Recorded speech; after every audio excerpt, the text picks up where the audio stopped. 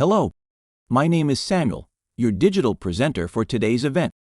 Before we dive into the exciting and informative content we've prepared for you, here's a quick disclaimer. I'm actually an artificial intelligence, AI, designed and programmed to assist with sharing valuable knowledge and resources. I am here to provide evidence-based, up-to-date information and guidance, and will be sharing real stories from my colleagues at FND.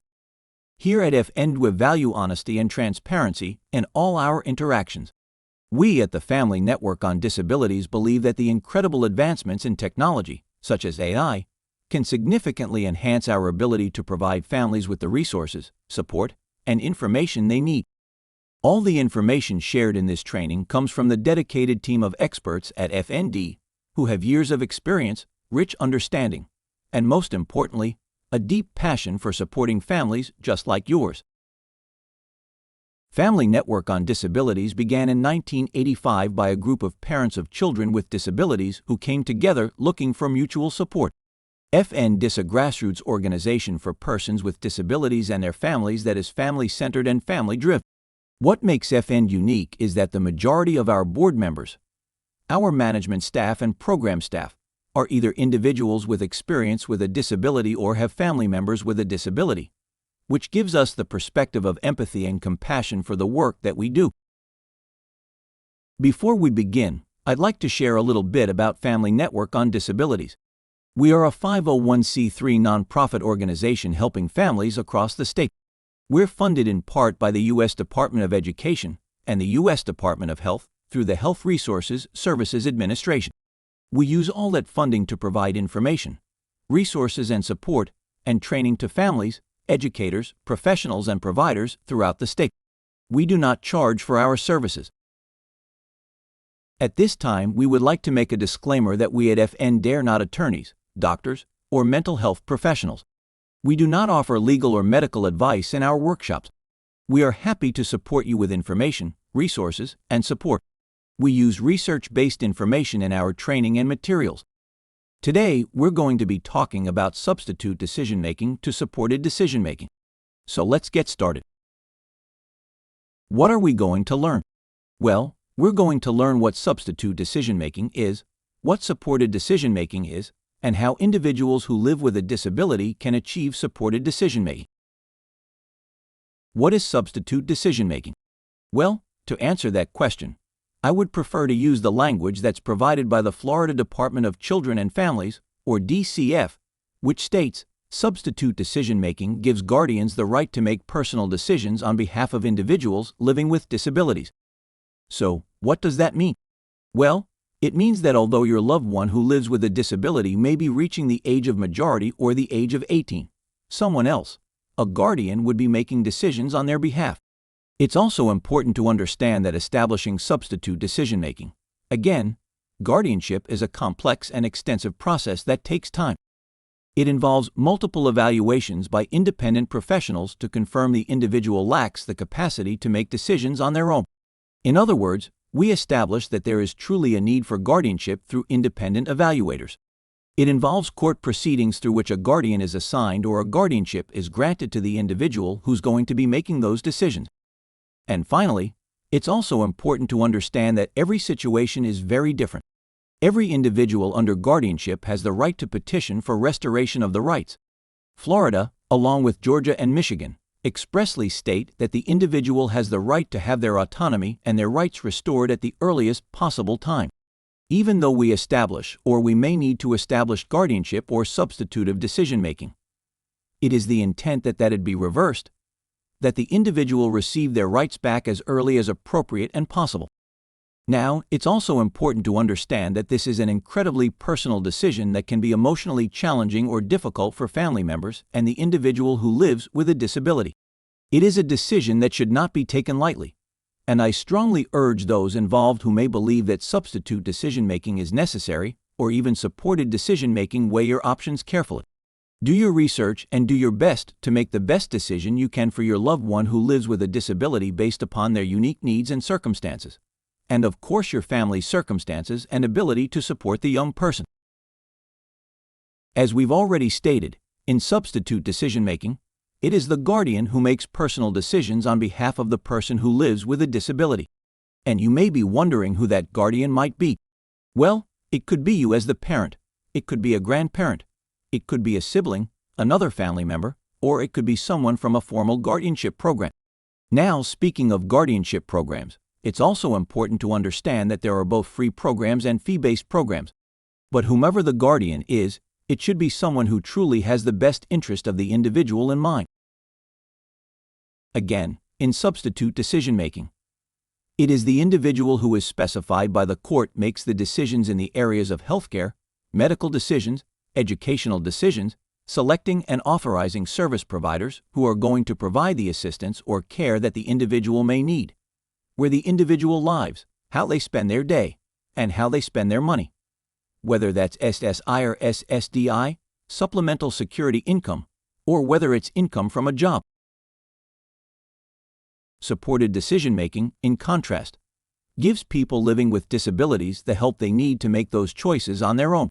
In the supported decision-making model, it is actually the individual who lives with a disability who gets the support that they need, but they're the ones to make the informed decisions about all those things we just talked about: where to live, what to do with their day, how to spend their money, their medical options and medical choices for treatment, and any other of those areas. What does substitute or supported decision-making really look like? Well, people with disabilities may need help or support and understand the information and choices that are available to them. And so when we talk about supported decision-making, we want to make sure that it is person-centered. And when we say person-centered, we mean that the decision-making process is centered around the individual who lives with a disability. It's about what they want. It's about their needs, their hopes, their dreams, their desires, their aspirations, what they want for their future. Support is provided only in those areas where they're absolutely needed. And it may not be necessary to provide support in all areas of life or life's domains. For example, the individual may possess the independent living skills to live on their own without a great deal of support, but they might need help managing their finances. Or perhaps they have some medical complexity to their disability, and they may need help understanding the medical components. So the psychological or psychiatric components or the developmental components or whatever it may be, it's in the areas that they need and only in those areas. In supported decision-making, it's also important to understand that the person who lives with a disability leads the process to the best of their ability. The main part of supported decision-making is making sure that the person's thoughts, their ideas, and their views are not just heard but that they're honored and respected. As supporters, we encourage them to lead the conversation, if at all possible. And if not, we encourage them and work with them to help develop those skills and participate as part of the conversation, and then help them to one day step into that role of leading the discussion. We empower them to discuss their personal preferences, their likes, their dislikes, their hopes, their aspirations, their concerns. And we also support them in identifying their strengths and those areas where they need more support in order to reach those goals.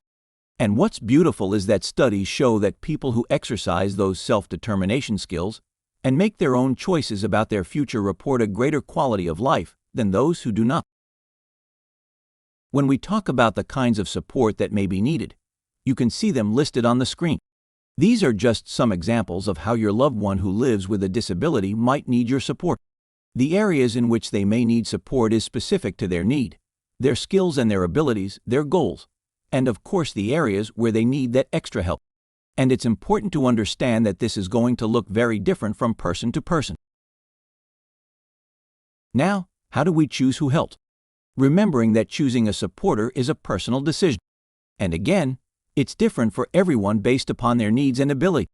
But it is the person who lives with a disability who should be the one who makes that decision. And as with substitute decision-making, it should be someone who has the best interests of the child or young person in mind. And it should be somebody with whom they have a strong relationship with and who can communicate with them well. In some cases, it may also be appropriate to have more than one person who helps out. For example, one person may be helping with financial matters while someone else could be helping with those matters that involve living independently or medical decisions, whatever the case may be. When we look at the roles that the supporter plays, it's important to remember that with supported decision-making, the supporter offers support and guidance while the individual who lives with the disability is the one who makes the final decision. And that's important. And it's oftentimes difficult for parents to let go and allow that to happen. But it's critical for us to do so, while we're here to support and allow them to course correct or support them if they do make mistakes and regret those choices. Whatever the case may be, though, in a supported decision-making, it is the individual who lives with a disability that makes those decisions. And when we think about developing these skills, in order for supported decision-making to be successful, it's critical that parents and loved ones help, support, and encourage the development of children's decision-making and self-determination skills as early and as often as we possibly can. One of the strategies we highly recommend is to help your loved one develop these important skills by becoming an active participant in decisions about their education. Students have the right to attend IEP meetings or individualized educational plan meetings at any age, and they must be invited once they turn 14 to what's called the Transitional IEP meetings, or TEIP meetings. IEP meetings offer an excellent opportunity for young people to learn how to express themselves and express their desires, learning how to advocate for themselves in an appropriate way, and doing so in a safe and supported environment. But this is where they can learn to develop their voice and express their desires for the future and begin to make those choices while they still have a supportive team around them. We also have opportunities to help our loved ones who live with disabilities begin to develop those self-determination, problem-solving, and decision-making skills at home.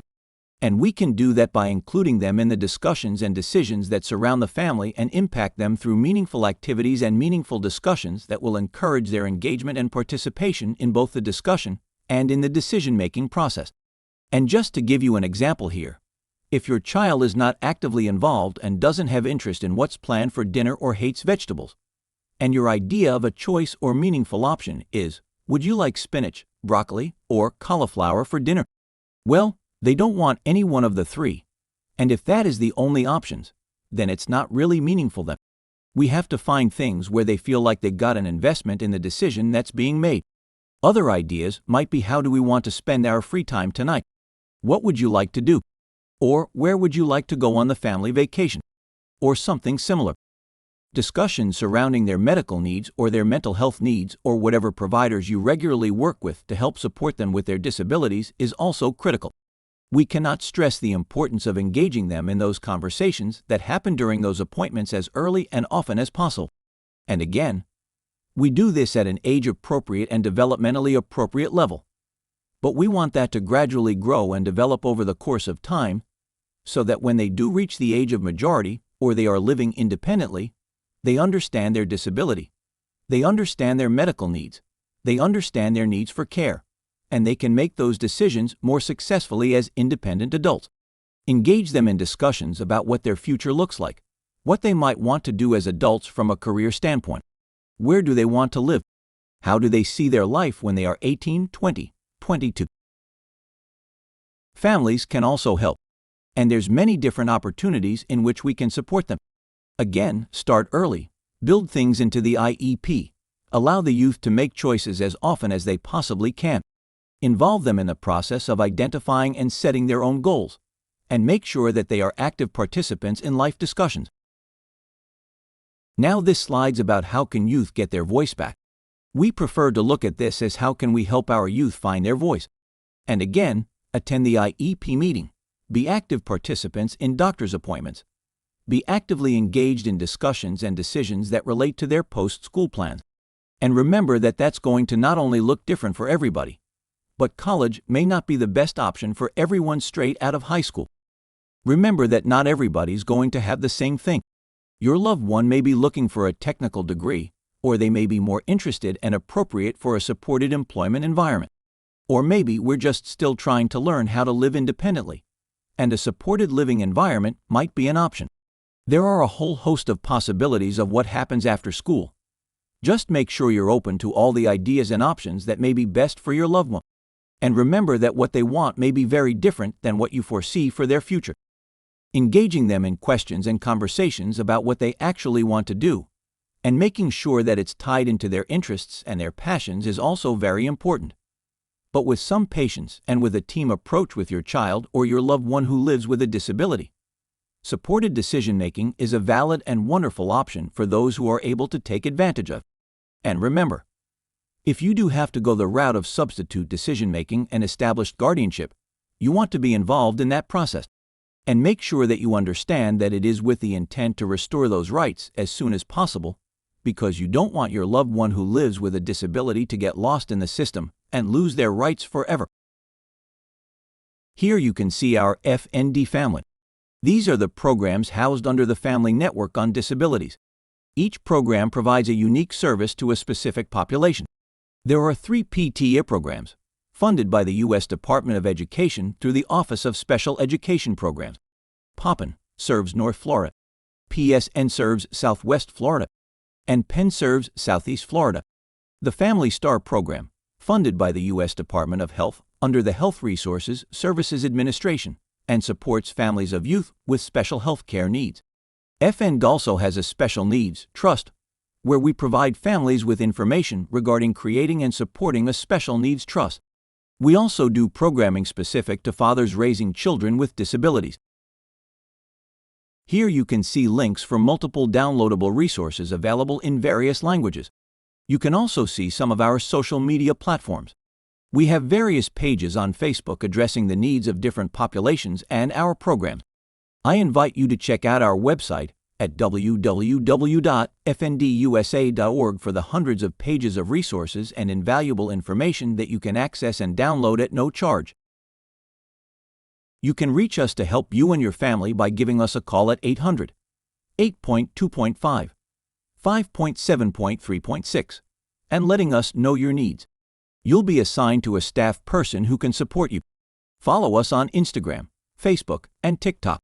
Visit our website for valuable resources and more information. We want to thank you for spending this time with us during this presentation. We look forward to hearing from you.